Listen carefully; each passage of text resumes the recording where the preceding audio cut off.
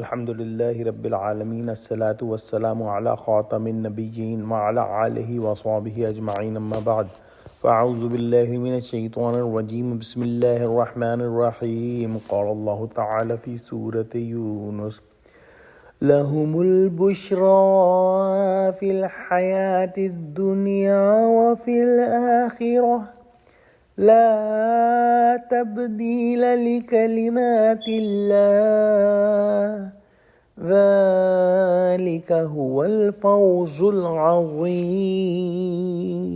ترجمہ: ان کے لیے دنیا کی زندگی میں بھی بشارت ہے اور آخرت میں بھی۔ خدا کی باتیں بدلتی نہیں، یہی تو بڑی کامیابی ہے۔ پچھلی آیات میں ہم نے اولیاء اللہ کے بارے میں پڑھا اور اولیاء اللہ کی تعریف یہ بیان ہوئی کہ مومن متقی اللہ سبحانہ و تعالیٰ کا ولی ہوتا ہے، اور ان کے بارے میں اس آیت کے اندر بیان ہوا کہ جو اولیاء اللہ ہیں ان کے لیے دنیا میں کئی طرح کی بشارتیں ہیں۔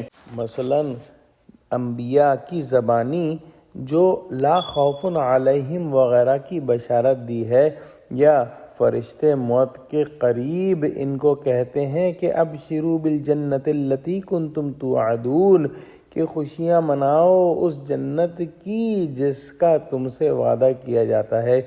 یا پھر کثرت سے سچے اور مبارک خواب انہیں نظر آتے ہیں، یا پھر ان کے معاملات میں کچھ خاص قسم کی اللہ سبحانہ وتعالی کی طرف سے تائید اور امداد ہوتی ہے، یا خواص میں، اور کبھی خواص سے گزر کر عوام میں بھی ان کو مقبولیت حاصل ہوتی ہے اور لوگ ان کی مدح و ثنا اور ذکر خیر کرتے ہیں۔ یہ سب چیزیں دنیاوی بشارت کے تحت میں درجہ بدرجہ آ سکتی ہیں، مگر اکثر روایات میں لہم البشریٰ فی الحیات الدنیا کی تفسیر رؤیائے صالحہ سے کی گئی ہے، واللہ اعلم۔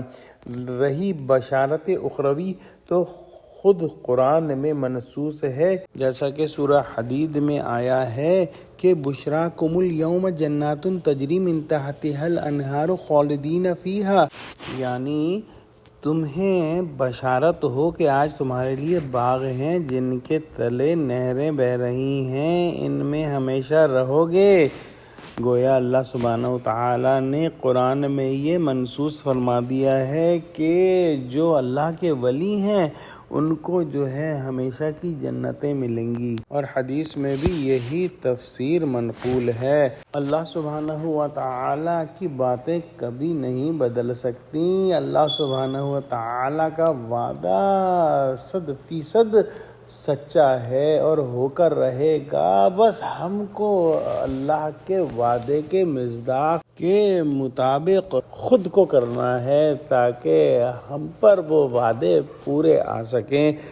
اللہ سبحانہ وتعالی کی رضا اور اخروی جزا سے بڑھ کر کوئی کامیابی نہیں، اور در حقیقت یہی اصلی کامیابی ہے۔ دنیا کے اندر لوگ مال و دولت جمع کرنے کو کامیابی سمجھتے ہیں، لیکن یہ کسی طور پر کامیابی نہیں۔ کامیابی وہی ہے جب کہ انسان اللہ کی رضا حاصل کر لے۔ دعا کرتے ہیں کہ اللہ سبحانہ وتعالی ہم کو ان خوش نصیبوں میں شامل فرما، آمین۔ وآخر دعوانا الحمد للہ رب العالمین، والسلام علیکم ورحمۃ اللہ وبرکاتہ۔